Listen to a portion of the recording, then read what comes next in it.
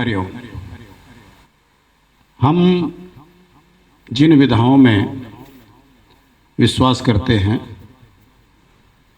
विचार करते हैं, उनके बारे में प्रारंभिक जानकारी होना भी आवश्यक है, क्योंकि समाज में विभिन्न विद्याओं और विधाओं को लेकर के समय समय पर विभिन्न प्रकार के प्रोफेशनल लोग जो अपनी विद्या प्रतिभा को व्यवसाय के रूप में इस्तेमाल करते हैं, हमारे शास्त्रों ने सर्वदा इस बात के लिए मना किया है कि जब भी हम विद्या को, सरस्वती को धनोपार्जन के लिए प्रयोग करेंगे तो वो उस तरह से फलित नहीं होगी।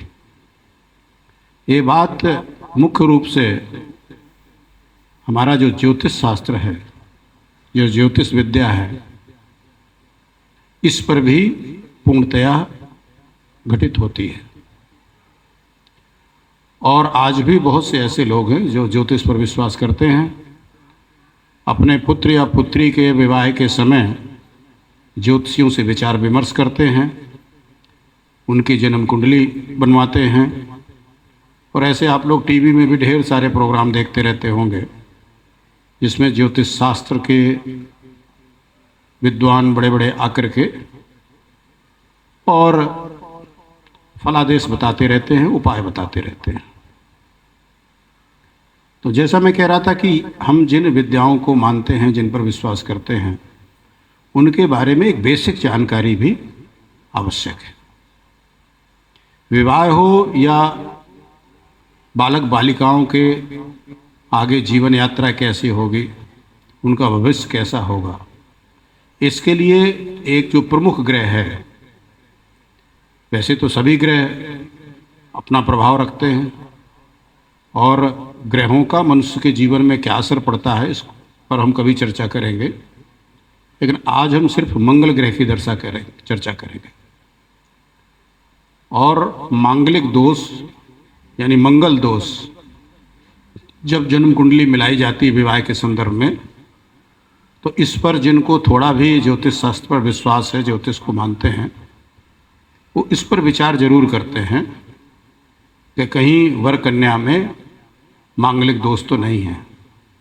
ये दोष, मंगल अपने आप में बुरा नहीं है, बट मंगल अमंगल तब कर देता है जब मंगल की युति ऐसे के साथ होती है जहाँ जो मांगलिक नहीं है। और वर वधू यदि दोनों मांगलिक हैं तो ये अति उत्तम विवाह संबंध माना जाता है। मंगल है क्या? भारतीय ज्योतिष शास्त्र में 9 ग्रहों का वर्णन है, आप सब जानते ही हैं। उसी में से एक ग्रह मंगल है। ये बहुत ही प्रमुख ग्रह है और निर्विवाद रूप से सबसे दुखदायी भी यही ग्रह है।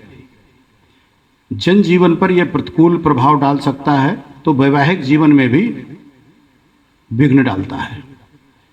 परंतु ऐसी बात नहीं है।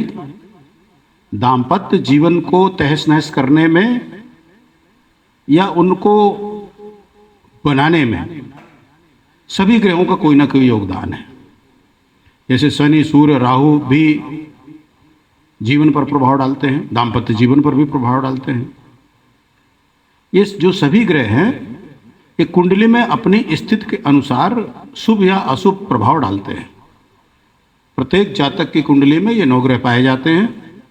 इनकी स्थिति ये बताती है कि ये शुभ होंगे या अशुभ। मंगल के साथ भी यही बात है। कुछ स्थितियों में मंगल जीवन पर, खासकर वैवाहिक जीवन पर विपरीत प्रभाव डालते हैं, और जब ये विपरीत प्रभाव डालते हैं जिन स्थितियों में, तब इसे मंगल दोष हम लोग कहते हैं। जिस पुरुष या स्त्री की जन्म कुंडली में, या हम कहें कि जिस बालक और बालिका की जन्म कुंडली में लग्न चतुर्थ, सप्तम, अष्टम एवं द्वादश भाव में मंगल विराजमान होगा, इसको हम चक्र से आपको दिखा रहे हैं। यानी जन्म कुंडली के प्रथम, चतुर्थ, सप्तम, अष्टम या द्वादश यानी 12वें मान में अगर मंगल आसीन है तो वो बालक मंगली होगा। और इसी प्रकार से यदि कन्या के प्रथम, चतुर्थ, सप्तम, अष्टम या द्वादश भाव में मंगल विराजमान है तो वो मंगली कहलाएगी। ये दूसरी बात है कि वे लोग लग्न में स्थित मंगल को उतना अनिष्ट कारक नहीं मानते हैं। ज्योतिष शास्त्र में कुछ लोग हैं जो यदि लग्न में मंगल स्थित है, यानी बालक या बालिका की जो लग्न है, वहाँ उस स्थान पर यदि मंगल की स्थिति है तो वो इसको बहुत अनिष्टकारक नहीं मानते हैं। बहुत से ज्योतिषाचार्य ये भी कहते हैं कि मंगल 1, 4, 7, 8 या 12वें मान में बैठकर तब तक बहुत अनिष्टकारी नहीं होता जब तक वह शुभ ग्रह से दृष्ट हो। यानी शुभ ग्रह की दृष्टि यदि मंगल पर पड़ रही है, किसी भी शुभ ग्रह की, तो भले मंगल इन स्थानों पर हो, यानी बालक या बालिका भले मंगली हों, लेकिन अगर कोई शुभ ग्रह उस स्थान को देख रहा है तो वो उतना अनिष्टकारक नहीं होता है। वास्तव में मंगला या मंगली का विचार प्रायः लोग जन्म कुंडली से कर लेते हैं। अगर इसका समग्र रूप से विचार करना है तो चंद्र कुंडली, शुक्र लग्न की कुंडली से भी देख करके इसका कोई अंतिम निष्कर्ष निकालना चाहिए, जो प्रायः लोग नहीं करते। ज्योतिष शास्त्र कहता है कि यदि पुरुष की कुंडली में मांगलिक दोष हो और पत्नी की कुंडली में मंगलीय दोष ना हो तो पत्नी की मृत्यु होती है, और यही वाइस वर्षा भी होता है। यानी कन्या मंगली है और वर मंगला नहीं है तो वर को के जीवन को संकट होता है। वैसे जैसा हमने बताया कि अगर लग्न स्थान में और चतुर्थ, सप्तम, अष्टम या द्वादश मान में मंगल है तो कुछ परिस्थितियां ऐसी भी हैं कि इन स्थानों पर होते हुए भी मांगलिक दोष नहीं होता है। यानी वो स्थितियां अगर कुंडली में बन रही हैं तो मंगल का दोष स्वतः निरस्त हो जाता है। एक तो यह कि वर वधू यदि 28 साल की उम्र के हो गए तो उन्हें मंगला मंगली दोष नहीं लगता है। आजकल ज़्यादातर विवाह आप देखिए तो 28, 30, 35, 40 साल तक लोगों के होते हैं। ज्योतिष प्रोडिक्शन है, श्योर शाट नहीं होता ये। तो जब इस स्थिति में पहुंच गए तो प्रायः मांगलिक दोष नहीं लगता है। इसी प्रकार से अगर वर और कन्या दोनों के जो मैंने मान बताए उन मानों में अगर मंगल ग्रह है, यानी दोनों मंगली हैं, तब भी ये दोष निरस्त हो जाता है। लग्न में यदि मेष राशि हो और चतुर्थ भाव में वृश्चिक राशि हो, सप्तम भाव में मकर राशि हो और अष्टम भाव में अगर कर्क राशि हो, इसी प्रकार से द्वादश भाव में यदि वृषभ या तुला राशि हो, तो इन मानों में मंगल अगर बैठा हो तो मंगल दोष निरस्त हो जाता है। इसी प्रकार से 1, 4, 7, 8 और 12वें मान में एक की कुंडली में मंगल हो तथा दूसरे की कुंडली में भी उसी मान में मंगल ना हो, लेकिन सूर्य, शनि या राहु बैठा हो या स्वयं मंगल हो, तब भी मंगल दोष नहीं माना जाता। वर या वधू में से किसी की भी कुंडली में यदि शनि महाराज 1, 4, 7, 8, 12वें मान में बैठे हैं, जहां मंगल के बैठने से बच्चे मंगल होते हैं, तो वहां अगर शनि महाराज बैठे हैं तब भी उस बालक को या बालिका को मंगल दोष नहीं लगेगा। अगर गुरु अथवा शुक्र या सप्तम भाव में हो अथवा स्वयं मंगल नीच या शत्रु क्षेत्री या अस्त या वक्री हो तो भी मंगल का दोष नहीं लगता।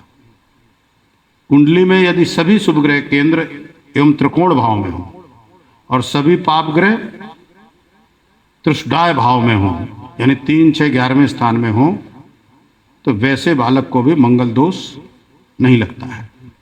ये हम आपको ये चार्ट के माध्यम से भी बता रहे हैं जिससे आसानी से आप इसे समझ सकें। इसी तरह यदि कुंडली के केंद्र या त्रिकोण भाव में बृहस्पति हो अथवा एकादश भाव में शनि हो या षष्ठम भाव में राहु हो तो ऐसे बालक को भी मंगल का दोष नहीं लगता। यदि कुंडली में मंगल और बृहस्पति या मंगल और चंद्रमा की युति हो तो भी मंगल दोष नहीं मानना चाहिए। इसी प्रकार से यदि कुंडली के केंद्र भाव में राहु हो या राहु और उसके साथ में मंगल की युति हो तो भी मंगल का दोष नहीं लगता है। कुंडली के अष्टम भाव में यदि नीच का मंगल हो या शत्रु क्षेत्रीय मंगल हो या मंगल अस्त हो तो ऐसे जातक को भी मंगल का दोष नहीं मानना चाहिए। तो ये मंगल की स्थिति है। प्रायः लोग जो सामान्य ज्योतिषी हैं वो मंगल को लग्न स्थान में, जैसे हम प्रथम स्थान कह रहे हैं, और चतुर्थ, सप्तम, अष्टम और द्वादश स्थान में स्थित देख करके ही बालकों या बालिकाओं को मंगली घोषित कर देते हैं। जबकि विभिन्न परिस्थितियां और भी ऐसी कुंडली में हो सकती हैं कि ये अपने आप में मंगल का दोष समाप्त हो जाता है। अब कई बार ये होता है कि साहब ये मालूम नहीं रहता है सही समय बच्चों के पैदा होने का। बहुत लोगों को तो तिथि भी मालूम नहीं रहती। प्राचीन समय में तो कन्याओं के बारे में ये सब विचार भी नहीं किया जाता था। तो उसके लिए, और ये पता है कि किसी एक बालक के बारे में पता है कि वो मंगला या मंगली है, तो उसके लिए हमारे ज्योतिष शास्त्र ने और कुछ प्रचलन में कुछ उपाय भी बताए गए हैं, जिनको करके इनके दोष से या इनके प्रकोप से बचा जा सकता है। याज्ञवल्क स्मृति में एक श्लोक आता है कि यस्मिन् देशे च आचारो व्यवहार कुला स्थिति तथैव परिपाल्येषो यदा वंश आगतः। इसका अर्थ है कि जिस देश का समाज या कुल की जो रीत रिवाज आचार व्यवहार प्रचलित हों उसी का पालन करना चाहिए। यानी लोकाचार में मंगल को दूर करने के लिए भी अगर कोई उपाय हैं तो याज्ञवल्क ऋषि इसका समर्थन करते हैं कि वो उपाय करके भी आप इन दोषों से बच सकते हैं। हम लोग उन्हें साधारण भाषा में टोटका भी कह सकते हैं। वो टोटके भी उतने ही कारगर होते हैं जैसा कि याज्ञवल्क ऋषि कहते हैं। उदाहरण के लिए कि बिहार एवं झारखंड राज्य के कुछ क्षेत्रों में ये प्रथा है कि जब किसी ब्राह्मण बालक का या गोपवीत संस्कार होता है तो उसी क्रम में बालक का विवाह भी आम के वृक्ष से करा दिया जाता है। इसे आमोर विवाह कहते हैं। इसका तात्पर्य यह है कि बालक का प्रथम विवाह आम वृक्ष के साथ हो गया और जो भी दोष बालक की कुंडली में है विवाह संबंधी वो समाप्त हो गया। बिहार की मिथिलांचल क्षेत्र में इस विधि को आम महुआ वृक्ष के पीछे विवाह संस्कार करा के करते हैं। दक्षिण भारत के कुछ हिस्से में इसी विधि को केले के वृक्ष के साथ कराते हैं। शुभ मुहूर्त में लड़के का विवाह केले के वृक्ष से करके और फिर उस केले के वृक्ष को काट दिया जाता है, जिसका तात्पर्य ये लेते हैं कि लड़के की प्रथम शादी केले के वृक्ष के साथ हो गई और जो भी विवाह संबंधी दोष लड़के की कुंडली में हैं वो स्वतः निरस्त हो गए। केले के वृक्ष के काटने का ये संकेत है कि लड़के की प्रथम पत्नी का देहांत हो गया और दूसरी लड़की के साथ शादी करने के लिए स्वतंत्र है। देश के अन्य कोनों में भी हो सकता है इस तरह की प्रथाएं प्रचलित हो। हालांकि धीरे धीरे करके ये चीज़ें समाप्त हो रही है। लोगों का ज्योतिष से भी विश्वास समाप्त हो रहा है और ज़्यादातर इन विद्याओं को लोग अपने स्वार्थ की पूर्ति के लिए प्रयोग करते हैं, सिर्फ तथाकथित ज्योतिषी नहीं। अब जैसे किसी को अपने बालक का विवाह करना है और जन्मांक मिल गया, लेकिन फिर वो पैसा भी मिलाएंगे, साहब दहेज भी मिलेगा कि नहीं मिलेगा, फिर रंग रूप पर भी जाएंगे, अन्य चीज़ों पर भी जाएंगे। तो ज्योतिष तो एक बहाना हो गया कि भाई यदि शास्त्र ने सम्मति दे दी कि दोनों के संबंध अच्छे होंगे तो अब शेष चीज़ों पर क्यों विचार कर रहे हैं आप। तो इस तरह का जब हमारी श्रद्धा कमज़ोर होती है तो ये शास्त्र पर काम नहीं करते हैं और कई बार लोग, आप लोगों ने आजकल वो कुछ ऐसी घटनाएं देखी होंगी ना कि साहब वो ज्योतिषियों ने विचार करके किसी को कुछ बताया और उस तरह से वो चीज़ें घटित नहीं हुई। तो एक आध जगह तो हमने सोशल मीडिया में देखा कि साहब मुकदमा कर दिया गया, उसके खिलाफ एफआईआर लिखा दी गई। अब वो इस बात से परिचित नहीं है कि भाई तुम्हारे कर्म खराब होंगे, आपकी श्रद्धा नहीं होगी उस विधा में, तो इस तरह की घटनाएं तो घटेंगी। इसके लिए आप शास्त्र को दोषी नहीं ठहरा सकते हैं। तो प्रथम तो यह है कि शास्त्र निस्वार्थ भाव से प्रयोग किए जाएं, उनका विक्रय ना हो। ये जो हमारी पराविद्याएं हैं जिसमें ज्योतिष प्रधान है, इसका धन के लिए प्रयोग नहीं करना चाहिए। जब अर्थ के लिए इसका इस्तेमाल करते हैं तो हालांकि ये मैथमेटिक्स से गणित है, लेकिन गणित फिर ये फलित नहीं होगा क्योंकि उससे व्यक्ति का स्वार्थ जुड़ गया। शुद्ध अंतःकरण का व्यक्ति जब इन विद्याओं का प्रयोग करता है तो फिर उसके प्रेडिक्शंस अवश्य सफल होते हैं। लेकिन हमें जिन विद्याओं को हम लोग मानते हैं उनके बारे में छोटी सी जानकारी अवश्य रखनी चाहिए। धन्यवाद।